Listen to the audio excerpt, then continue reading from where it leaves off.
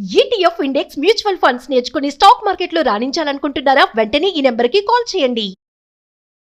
నమస్తే, welcome to Suman TV. ప్రస్తుతం మనతో పాటు ఉన్నారు former deputy director, ministry of defence, 20 years above experience ఉన్నటువంటి యూపీఎస్సీ టీచింగ్లో బాలలత మేడం ఉన్నారు. మేడంతో మాట్లాడదాం. నమస్తే మ్యామ్. నమస్తే అండి. మ్యామ్, గవర్నమెంట్ జాబ్స్ చాలామంది సంవత్సరాల నుంచి దానికోసం ప్రయాసపడుతూ ఉంటారు, ప్రిపేర్ అవుతూ ఉంటారు. ఎందుకు మేడం అంటే ఇంత కాంపిటీషన్ ఉందని తెలిసి కూడా అక్కడితో ఆగిపోరు. ఒకసారి ఫెయిల్ అయినా, రెండోసారి ఫెయిల్ అయినా మళ్ళీ కొట్టాలని ట్రై చేస్తుంటారు. కెరీర్ కూడా కొంచెం డిస్టర్బ్ అవుతూ ఉంటుంది. అటు పేరెంట్స్ యొక్క ఫినాన్షియల్ అది కూడా చూసుకుంటే.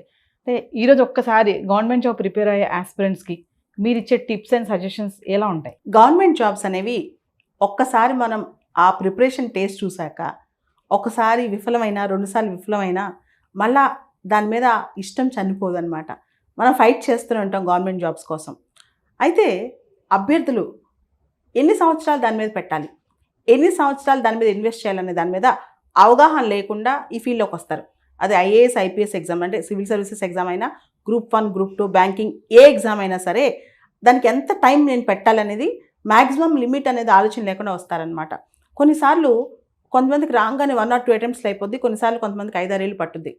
అందుకని ఫస్ట్ వాళ్ళపైన వాళ్ళకి అసెస్మెంట్ ఒకటి ఉండాలి. రెండోది, ఎక్కువ చెప్పుకొని వస్తారు కదా పేరెంట్స్కి, సొసైటీకి, అందరికీ ఆ ప్రెషర్ చాలా ఉంటుంది అనమాట. అందుకని దాని నుంచి బయటికి రాలేరు.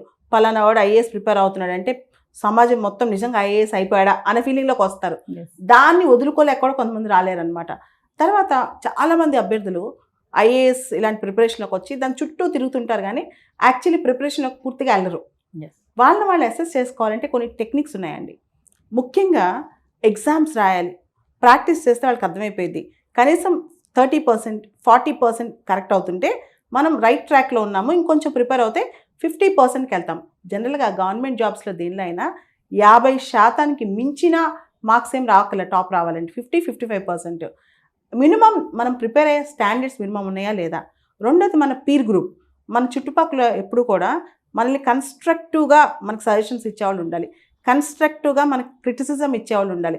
అంతేగాని అన్న ఈ సంవత్సరం కానిచ్చేయి, నెక్స్ట్ ఇయర్ అయిపోద్ది అని చెప్పి మనల్ని డిస్ట్రాక్ట్ చేసేవాళ్ళు ఎక్కువ మంది ఉండకూడదు. అంటే టెంపరీ బ్రేక్స్ తీసుకో, పర్లేదు ఈరోజు సినిమా చూసొద్దాం. ఇట్లా చాలామంది ఏం చేస్తారంటే వాళ్ళకి సరిగ్గా సబ్జెక్ట్ మీద అవగాహన లేక అండ్ వాళ్ళు కూడా డిమోటివేట్ అవుతూ ఇంకొకరిని పక్క వాళ్ళు డిమోటివేట్ చేస్తూ వాళ్ళని తిప్పుతూ ఉంటారనమాట. మన చుట్టూ ఉన్న పీర్ గ్రూప్ కూడా చాలా ఇంపార్టెంట్.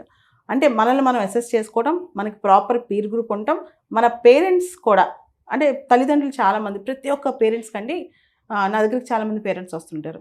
వాళ్ళ దృష్టిలో ఏంటంటే వాళ్ళ పిల్లలే చాలా గ్రేట్, వాళ్ళ స్టోరీయే చాలా గ్రేట్. అసలు అని మాట్లాడినారు కొన్నిసార్లు తల్లిదండ్రులే చెప్తా ఉంటారనమాట, మా అమ్మాయి అబ్బాయి ఇలా ఇలా ఇలా ఇలా ఇలా. అసలు నాకు అసెస్ చేసే టైం కూడా ఎవరు. అంటే మేము చిన్నప్పుడు 10th ఎన్ని వచ్చాయి, ఇంటర్మీడియట్లో ఎన్ని వచ్చాయి, గ్రాడ్యుయేషన్ ఎన్ని వచ్చాయని. కొన్ని సందర్భాల్లో వాళ్ళకి ఇంట్రెస్ట్ లేకపోయినా వాళ్ళు కాంపిటేటివ్ ఎగ్జామ్స్ వైపు రుద్దుతుంటారు. కొంతమంది పేరెంట్స్ ఉంటారనమాట, వాళ్ళ పిల్లలు ఖచ్చితంగా ఈ టార్గెట్ రీచ్ అవ్వాలి, కాంపిటేటివ్ ఎగ్జామ్స్ అవ్వాలని. ఇన్ఫ్యాక్ట్ ఒక కాంపిటేటివ్ ఎగ్జామ్లో పాస్ అవ్వాలంటే టీచరు, పేరెంట్స్ అందరికంటే ఎక్కువ వాళ్ళకి ఒక ప్యాషన్ ఉండాలి, ఆ డ్రైవింగ్ ఫోర్స్ వాళ్ళ నుంచి రావాలన్నమాట. అండ్ ఈ ప్రతి ఎగ్జామ్లో కూడా స్టేజెస్ ఉంటాయి. ఒకటే స్టేజ్లో సెలెక్షన్ లేదు. అది ప్రిలిమ్సా, మెయిన్సా, 2 స్టేజెస్లో ఉన్నాయా, 3 స్టేజెస్లో ఉన్నాయా, ఆ స్టేజెస్లో మనం ఏ స్టేజ్కి ఎలా ప్రిపేర్ అవుతున్నాం, ముందుగా ప్రిపేర్ అయ్యే ఎగ్జామ్ రాస్తున్నామా, ఎగ్జామ్ రాస్తూ ఒక స్టేజ్ వైజ్ ప్రిపేర్ అవుతున్నామా, ఇట్లాంటి అవగాహన చాలా తక్కువ మందికి ఉంటుంది. ఓల్డ్ క్వశ్చన్ పేపర్స్ అసలు చూడరు, సిలబస్ అసలు సరిగ్గా చూడరు. అంటే వాళ్ళు ఏ సిలబస్ చదవాలి, ఏ క్వశ్చన్ పేపర్స్ చూడాలి. అండ్ చాలామంది తెలుసా, మన అలాంటి వీడియోస్లో కూడా సక్సెస్ స్టోరీస్ బాగా చూస్తారు. అంటే పలానా వాళ్ళు సక్సెస్ అయ్యారు, వాళ్ళ దగ్గర టిప్స్ ఏంటి, టెక్నిక్స్ ఏంటి బాగా చూస్తారు. కానీ ఫెయిల్యూర్ స్టోరీస్ ఉంటాయి కదా, ఫెయిల్యూర్ స్టోరీస్లోనే మనకు నిజంగా రియల్ స్టోరీ తెలుస్తుంది అనమాట. సో ఆ ఫెయిల్యూర్స్ ఎలా వస్తాయి, మనం ఎప్పుడు ఫెయిల్ కాకూడదు. అకాడమిక్ ఎగ్జామ్కి కాంపిటేటివ్ ఎగ్జామ్కి ఒక తేడా ఉంటుందండి. అకాడమిక్ ఎగ్జామ్ అంటే మనం చాలామంది పాస్ అవుతారు, ఎక్కడో ఒకళ్ళు ఫెయిల్ అవుతారు. కాంపిటేటివ్ ఎగ్జామ్లో ఉదాహరణకి సివిల్స్ ఎగ్జామ్ అనుకోండి, ఒక 5-6 లక్షల మంది ఎగ్జామ్ రాస్తారు. దానిలో ఫైనల్ రిజల్ట్లో 1000 మందే ఉంటారు. ఆ 1000 మందిలో కూడా రకరకాల సిస్టమ్స్ ఉంటాయి దానిలో. ఇదంతా ఎగ్జామ్ పట్ల పూర్తిగా అవగాహన తెచ్చుకొని, ఆకలింపు చేసుకుని ఎగ్జామ్కి రావాలి.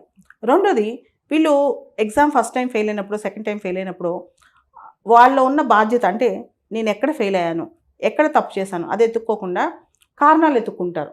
నాకు ఆ టైంలో ఇది బాగాలేదనో, ఆ సబ్జెక్ట్ సరిగ్గా రాలేదనో, ఆ టీచర్ బాగా చెప్పలేదనో, లేదా మా పేరెంట్స్ సపోర్ట్ లేదు, ఇంట్లోంచి డిస్టర్బెన్స్ ఫోన్ కాల్స్ వచ్చాయనో, ఇట్లా బయట విషయాల మీద వాళ్ళు ఎక్కువ ఫోర్స్ పెడతారనమాట, వాటి మీద ఎక్కువ బాధ్యత, ఎస్కేపిజం చూపిస్తుంటారనమాట. అలా కాకుండా కాంపిటేటివ్ ఎగ్జామ్స్లో ఫైనల్గా అమ్మ నాన్న, కోచింగ్ సెంటర్లు, భూమి మీద ఎవడేం చేసినా 10 నుంచి 20%, 30%, మిగతాదంతా క్యాండిడేట్ మీదే ఉంటుంది అనమాట. సో తన సొంత రెస్పాన్సిబిలిటీ తను తీసుకోవాలి. బాగా అదే స్పిరిట్తో, టీమ్ స్పిరిట్తో ఉన్న టీం ఉండాలి. తర్వాత రెగ్యులర్గా అసెస్మెంట్ ఉండాలి.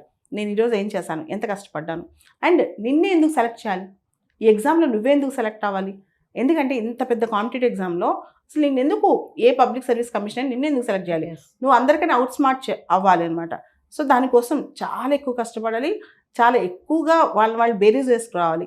చాప్టర్ వైజ్ టెస్ట్లు, సబ్జెక్ట్ వైజ్ టెస్ట్లు, రెగ్యులర్ అసెస్మెంట్స్, ఇవి వాళ్ళు చేసుకుంటేనే వాళ్ళు ఎక్కడున్నారో వాళ్ళకి అర్థమవుతుంది అనమాట. తర్వాత క్వాలిటీ ఆఫ్ ప్రిపరేషన్, ఆ ప్రిపరేషన్లో క్వాలిటీ మిస్ అవ్వకూడదు. ఏదో అశోక్ నగర్, హైదరాబాద్లో అశోక్ నగర్ చాలా ఫేమస్ అండి సివిల్స్కి, అలానే అమీర్పేట ఈ సాఫ్ట్వేర్ వీటన్నిటికీ ఫేమస్, ఆ కోర్సెస్కి వాటన్నిటికీ. దిల్షునగర్ మిగతా ఎస్ఐ కానిస్టేబుల్స్ ఇలాంటి వాటన్నిటికీ ఫేమస్ అనమాట. అదేవిధంగా ఢిల్లీలో రాజేంద్ర నగర్ అని ఉంది, చెన్నైలో అన్నా నగర్ అని ఉంది, ఇలా రకరకాల ప్లేసెస్ ఉన్నాయి అనమాట. అయితే చాలామంది అభ్యర్థులు వాళ్ళ డైలీ టైం మేనేజ్మెంట్లో కూడా చాలా తప్పులు చేస్తారు. ఎఫెక్టివ్గా 4-5 గంటల కన్నా కూడా చదవట్లేదు. మేజర్గా ఏంటంటే సక్సెస్ ఎవరైతే అవుతారో కనీసం వాళ్ళు క్వాలిటీగా 7-8 గంటలు, 10 గంటల టైం ఇన్వెస్ట్ చేస్తారు. చాలామంది చెప్పినట్టు రోజుకి 15-20 గంటలు ఎవరు ప్రిపేర్ అవ్వలేరు. 15 to 20 అవర్స్ ప్రిపరేషన్ అవుతారు, చాలా భయంకరంగా చదువుతారని 4 రోజులు చదువుతారు, 5 రోజులు పడుకుంటారు. 18 గంటలు చదవాలి అంటారు కదా మేడం. అవును అంటారు, అంతా తప్పండి. 18 గంటలు రోజుకి సంవత్సరం అవుతే ఎవడో చదవలేడు, అది ఇంపాసిబుల్, ఫిజికల్లీ హ్యూమన్లీ ఇంపాసిబుల్ అనమాట. కానీ చదివే 8 గంటలో 10 గంటలో చాలా క్వాలిటీతో, ఫోకస్తో చదవాలి, కాన్సన్ట్రేషన్తో చదవాలి. కానీ రీసెంట్గా యువతకి ఏంటంటే మైండ్ అనేది కొన్ని సెకండ్ల కన్నా 8-9 సెకండ్స్ కన్నా ఎక్కువ ఫోకస్ ఉండట్లేదు. ముఖ్యంగా సోషల్ మీడియా డిస్ట్రాక్షన్స్. చదువుతున్నాం అనుకుంటారు, ల్యాప్టాప్ ఓపెన్ చేస్తారు, కానీ ల్యాప్టాప్లో నిజంగా చదివి ఎంత చదువుతారు? రకరకాల సోషల్ మీడియా అడిక్షన్స్ ఎంత ఉంటాయి, రకరకాల మూవీస్ కానీ వెబ్సైట్స్ కానీ ఈ అడిక్షన్స్ ఎంత ఉంటాయి. అండ్ ఇప్పుడున్న వరల్డ్లో ఇన్ఫర్మేషన్ విపరీతంగా వస్తుంది. అది మనకు అవసరమైన ఇన్ఫర్మేషన్ ఉంటుంది, అనవసరమైన ఇన్ఫర్మేషన్ ఉంటుంది. కానీ వీళ్ళు ఏం చేస్తున్నారు, ఎక్కువ మంది టైం అంతా కూడా అనవసరమైన ఇన్ఫర్మేషన్ మీద పెడుతున్నారు అనమాట. అందుకనే చాలామంది కాంపిటేటివ్ ఎగ్జామ్స్లో 3 సంవత్సరాలున్నా, 4 సంవత్సరాలున్నా, 5 సంవత్సరాలున్నా చదువుతుంటారు కానీ సక్సెస్ అవ్వలేరు. ఎందుకంటే వాళ్ళు చదువు చుట్టూ తిరుగుతారు కానీ రియల్గా చదవరు. చదువు చుట్టూ ఉంటారు, చదువుని అనలైజ్ చేస్తూ ఉంటారు, రియల్గా చదువులోకి వీళ్ళు వెళ్ళరు అనమాట. సో చదువులోకి వెళ్ళాలి, చదువులోకి వీళ్ళు ఎంటర్ అయితేనే వీళ్ళు సక్సెస్ అవుతారనమాట. సో కాబట్టి ఒక టార్గెట్ పెట్టుకోవాలి, పెట్టుకున్న తర్వాత ఒక 1 or 2 years దాని మీద ఫోకస్గా ఇన్వెస్ట్ చేయాలి. అండ్ సొసైటీకి మనం పలానా కాంపిటేటివ్ ఎగ్జామ్ ప్రిపేర్ అవుతున్నాము, పలానా చేస్తున్నామని చెప్పి ఎక్స్టెన్సివ్గా బాగా చెప్పుకుని రాకూడదు. You should not speak, your results should speak. నువ్వు మాట్లాడకూడదు, నీ ఫలితాలు మాట్లాడాలన్నమాట. అదేవిధంగా మనల్ని మనం కరెక్ట్గా అసెస్ చేసుకోవాలి. అనవసరంగా మనల్ని మనం ఓవర్ ఎస్టిమేట్ చేసుకోకూడదు. నేను చదివితే ఒక్క అటెంప్ట్లో కొట్టేస్తాను, ఓవర్ నైట్ ఐఏఎస్ అయిపోతాను, ఎంత అపోహలు అనమాట. సినిమాలో చూపిస్తారు ఓవర్ నైట్ ఐఏఎస్లు అనేది, సినిమాలో మనకు కనిపిస్తుంది. కానీ రియల్ టైమ్ స్టోరీకి వచ్చేసరికి 2-3 సంవత్సరాలు బాగా చదివితే అవుతారనమాట. మేడం ఒక విషయం చెప్పండి ఫైనల్లీ, ఇప్పుడు చాలామంది ప్రిపేర్ అవుతూ ఉంటారు కదా, ఇంకా అక్కడితో నాది ఇంకా అయిపోయింది, ఇక్కడి నుంచి నేను ప్రిపేర్ అవ్వలేను అని తెలుస్తుందో తెలియకుండా కూడా అలానే వెళ్తూ ఉంటారు. అంటే అక్కడ కెరియర్ కూడా బ్రేక్ డౌన్స్ అయిపోతూ ఉంటాయి, ఇటు ఫినాన్షియల్గా కూడా బర్డెన్ పడుతూ ఉంటుంది కదా. అలాంటి వాళ్ళకి మీరు ఏమైనా టిప్స్ ఇస్తారంటే ఇక్కడితో నాది అయిపోయింది, ఇంకా నేను ప్రాక్టీస్ చేయలేను, బ్యాక్ టు మై జాబ్ అలా? దీనిలో 2 రకాలు ఉంటారండి. ఒకళ్ళు నిజంగా బాగా చదువుతుంటారు, వాళ్ళకి ఆ సంవత్సరం ఆ పేపర్ కలిసి రాకనో, ఆ ఆప్షనల్ కలిసి రాకనో, లేదా వాళ్ళ వెనకాల ఒక bad luck undo 1 or 2 years ఒక్కోసారి ఆగుతారు వాళ్ళు. దాన్ని it is person to person అనమాట, వ్యక్తిని బట్టి మారుతుంటుంది. కొంతమంది సరిగ్గా చదవకుండా కంటిన్యూ చేస్తుంటారు, కొంతమంది బాగా టాలెంట్ ఉంది, బాగా కష్టపడి ఒక్కొక్కసారి ఒక్కొక్క స్టేజ్లో ఫెయిల్ అవుతారు. అలాంటి వాళ్ళు కంటిన్యూ అవ్వాలి, ఎందుకంటే ఆ ఎఫర్ట్ మొత్తం వేస్ట్ అయిపోద్ది. అంత చదివిన ఎఫర్ట్, పెట్టిన శ్రమ అంతా వేస్ట్ అయిపోద్ది. కొంతమంది ఉంటారు అసలు బేసిక్స్ ఉండవు, ఇంకా వీళ్ళకి 4 ఏళ్ళు కూర్చున్నా రాదని అర్థమవుతూ ఉంటుంది, కానీ వాళ్ళకి చెప్పినా కోపం వస్తుంది. మనం చెప్పినా నీకు కష్టం వద్ది అంటే కూడా మమ్మల్ని డిస్కరేజ్ చేశారు, నేను చాలా కష్టపడి ఐఏఎస్ కొట్టడానికి వస్తే మమ్మల్ని డిస్కరేజ్ చేశారంటారు. కొంతమంది అసలు టైం అనేది సరిగ్గా ఇన్వెస్ట్ చేయరు, ఫోకస్ పెట్టరు. అలాంటి వాళ్ళని ఖచ్చితంగా మనం డిస్కరేజ్ చేయాల్సిందే. కానీ చెప్తే అర్థం కాని పరిస్థితిలో కూడా ఉంటారనమాట. ఇంకోటి పేరెంట్స్ కూడా చెప్తుంటారు, ఇక్కడ చదవరు కానీ వాళ్ళ ఇంట్లో వాళ్ళకి సపోర్ట్ సిస్టమ్కి అందరికీ మేము బాగా కష్టపడుతున్నామని చెప్తూ ఉంటారనమాట. కానీ రియాలిటీలో అంతా చదవరు అనమాట. మేము ఫైనల్గా పేరెంట్స్కి ఒక టిప్ చెప్పండి మేడం. మీరు ఇందాక అన్నారు మధ్యలో చాలామంది పిల్లలకి అంత పొటెన్షియాలిటీ ఉండకపోయినా కూడా అరే నువ్వు సివిల్స్ ప్రిపేర్ అవ్వాలి, సివిల్స్ కొట్టాలరా అంటారు. వాడికి ఏమి ఇంట్రెస్ట్ ఉండదు, పాపే కానీ బాబే కానీ. అలా పేరెంట్స్ అలా వాళ్ళకి ఏమైనా టిప్స్ ఇస్తారు అలాంటి అంటే యాక్చువల్లీ మన పిల్లలకు ప్రతి ఒక్క ఆస్పిరెంట్లో ఏదో ఒక స్కిల్ ఉంటుంది. ఒకళ్ళు పెద్ద ఎంటర్ప్రీనర్ అవ్వచ్చు, ఇంకోళ్ళు ఇంకో పెద్ద స్పోర్ట్స్ పర్సన్ అవ్వచ్చు, ఇంకొకళ్ళు ఒక ఫిల్మ్ ఇండస్ట్రీలో గ్రేట్ అవ్వచ్చు, ఇంకొకళ్ళు ఒక సోషల్ యాక్టివిస్ట్ అవ్వచ్చు. అలా కాకుండా అందరినీ ఒకే ఘాటి మీద తీసుకొచ్చి అందరూ ఐఏఎస్ అవ్వాలంటే కుదరదు. అది వర్కౌట్ అవ్వదు. మన పిల్లల్లో ఉన్న టేస్ట్ ఏంటి, వాళ్ళు ఏ ఫీల్డ్లో ముందుకు వెళ్ళగలరు, ఏ ఫీల్డ్లో వాళ్ళు పుష్ చేస్తే వాళ్ళు బెటర్ సిటిజన్ అవ్వగలరు, బెటర్గా పర్ఫామ్ చేయగలరు, వాళ్ళ లైఫ్లో సెటిల్ అవ్వగలరు, అది ఆలోచించాలి. అంతేగాని వాళ్ళకి ఆ ఫీల్డ్లో యాప్టిట్యూడ్ లేదని తెలిసిన, ఆ ఓరియంటేషన్ లేదని తెలిసిన తొయ్యకూడదు అనమాట. జనరల్గా సివిల్ సర్వీసెస్ ఈజీగా తెలిసిపోద్దండి, ఎందుకంటే ఇది మామూలు ఎగ్జామ్ కాదు. వాళ్ళకి ప్యాషన్ నుండి వచ్చారా లేదా, వాళ్ళు నిజంగా ఆ స్ట్రెంత్ ఉందా లేదా, కొంచెం ఎక్స్పీరియన్స్ ఉన్న ఫ్యాకల్టీకి అయితే నాలాంటి వాళ్ళు కొంచెం ఒక 2-3 రోజులు వాళ్ళని చూడంగానే వాళ్ళు నిజంగా వర్తీయా కాదా, వాళ్ళు కూర్చుంటారా కూర్చోరా అర్థమవుతుంటుంది అనమాట. నేనైతే సింపుల్గా ఒక 20 టెస్టులు పెడతాను. నువ్వు ఈ టెక్స్ట్ బుక్ చదివిరా, ఈ పని చేసుకురా అని చెప్పి. దానిలో 100 మందికి చెప్తే 10 మంది తిరిగి వస్తారు. ఆ 10 మందిలో కూడా ఒకడే ఐఏఎస్ అవుతాడు ఫైనల్గా. సో ఆ టెస్ట్ నాకు అర్థమైపోద్ది. కానీ సమాజం ఏమైపోయిందంటే పేరెంట్స్ కూడా పిల్లల్ని చాలా అతిగా, అంటే అసలు మనం చెప్పే ముందే, మనం అసెస్ చేసే ముందే పేరెంట్సే వాళ్ళే డిసైడ్ చేస్తారనమాట. ఇది కూడా తయారవుతుంది సమాజంలో. ముఖ్యంగా ఇప్పుడు జెన్జీలో ఉన్న పేరెంట్స్ క్లియర్గా వచ్చి వీళ్ళు చేసేసారు అయిపోయింది చాలా ఎక్కువ చెప్తుంటారు అనమాట.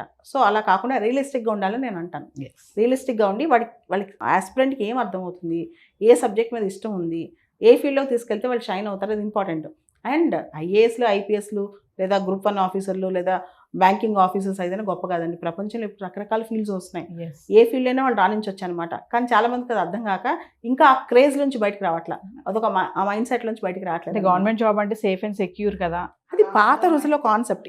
I train for civil services no doubt, కానీ గవర్నమెంట్ జాబే సేఫ్ అండ్ సెక్యూర్ అనేది ఇట్స్ అన్ అవుట్డేటెడ్ కాన్సెప్ట్. ఇప్పుడు చాలా పెద్ద వాళ్ళు, గొప్ప వాళ్ళు ఏ గవర్నమెంట్ జాబ్ చేశారని ఇంత గొప్ప అవుతున్నారు, ఇంత ఎంపైర్ స్థాపిస్తున్నారు. సో కాబట్టి government job is not the end of the day. పర్టికులర్గా ఈ మోడర్న్ ఏరాలో గవర్నమెంట్ జాబ్ అనేది అవసరమే, కానీ అది మాత్రమే ఉంటే గొప్పలని కాదు. థింగ్స్ మారిపోయాయి. Thank you. Thank you.